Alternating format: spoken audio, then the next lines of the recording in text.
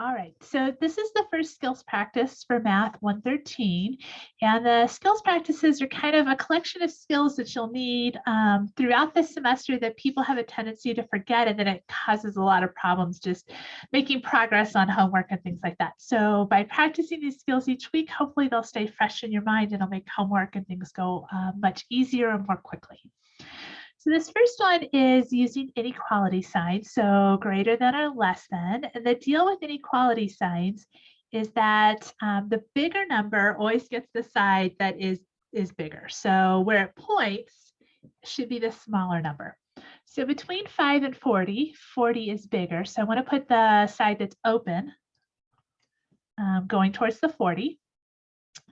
And then we have 0.05, which is 5 cents or a nickel. And then 0.07, which is, if we converted that to money, would be 7 cents. So 7 cents is more than 5.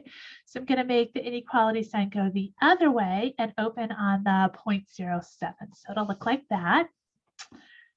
Okay. Question 2, we're looking at sample and population. So if you watched Friday's lecture videos, you saw some of that, but if you haven't, that's fine.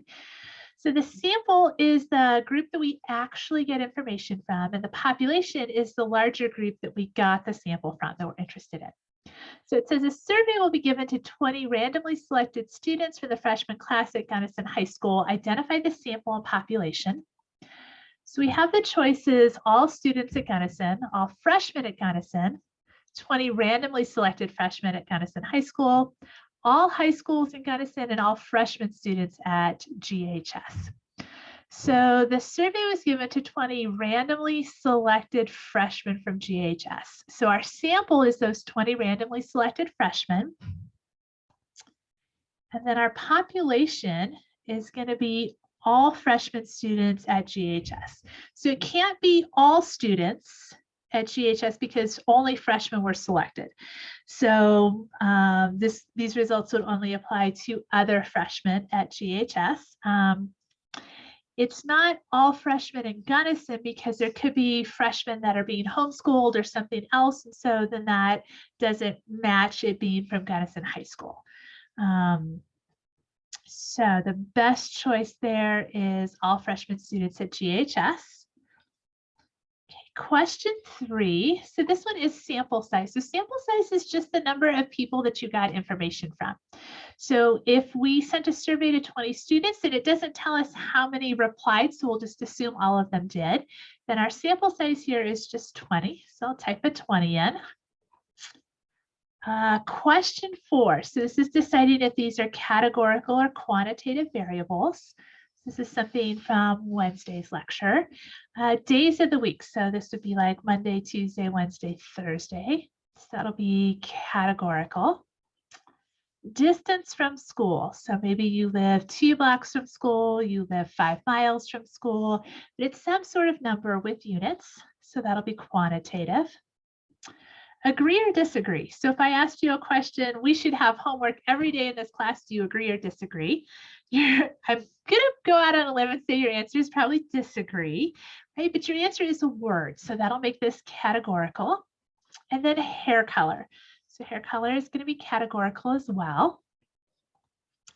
Those will be the types of variables. Okay, so question 5. So a confidence interval is a range of values where we think that the correct value is at. So this is a lot like what we did with guessing the age of somebody on that first day of class. So we're looking for kind of a lower number and an upper number. We think the number we're interested in is somewhere in between those. All right, so in order to calculate this, I do need to use a calculator. So let me pause the video and grab a calculator so I can show you how to do this on there. All right, so I went and grabbed a calculator. So let me show you how to put this into a calculator, and I'll also show you kind of a nicer way of working these out. So if I'm putting it in a calculator, I'll type in the 24, I'll put a minus, and then I'm going to do this whole piece here in parentheses. So open a parentheses, I'll do 1.96 times 2 divided by the square root of 4. So that I'll put in there that back half is in parentheses, so I'll hit enter. So I get 22.04. That's what I'll enter into Canvas. And then I'll do the same thing with plus. So could retype that whole thing. If you're using a graphing calculator, you can use this second, so that key there, and then entry, and it'll retype the whole thing that you put in. You can go up and change that to a plus instead of a minus. And so we'll get 25.96 as the other answer. So this would be the two answers we would put into Canvas. And then let me show you another way. So if you're not using a graphic calculator, you don't have those parentheses, one thing you could do is figure out what just this piece is. So I could take 1.96 times 2 divided by the square root of 4, and that's just equal to 1.96. Okay, and so then I could do 24 minus 1.96 and 24 plus 1.96, and then I would also get those answers as well. So that would be how I would go about doing those for, let's see, which question is this? Question 5. And then question 6 is one where you have to do a calculation as well. So question 6, you're doing a calculation for a test statistic. So this might be something like, I think all the students at West, I think the average height of students at Western is 7 foot. You're like, no, I think it's less than 7 foot, right? So that would be an example of a hypothesis test. And to do that, you'd need to calculate what's called a test statistic. And so that calculation you're asked to make looks like this.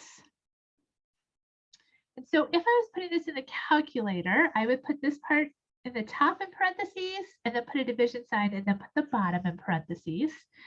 So I could certainly type it in that way. I also could just do the top and then the bottom and then divide them. So 63 minus 60 is just 3. And 5 divided by the square root of 25, that's really 5 over 5, which is 1. And so 3 divided by 1 is 3. Or if I put this in the calculator, it would look like 63 minus 60 in parentheses divided by, then I do a new set of parentheses, 5 divided by the square root of 25. And so there is the 3. And so that's what I would put for question 6. All right, so let me pause this. We'll go back to Canvas and put those answers in.